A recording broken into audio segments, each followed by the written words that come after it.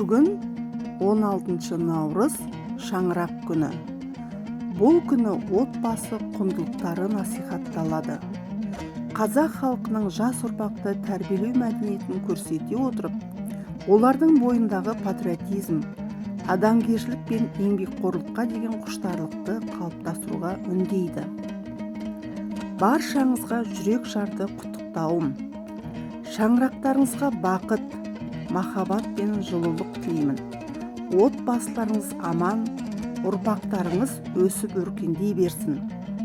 Берекелі де мерекелі Шаңырақ күні құтты болсын.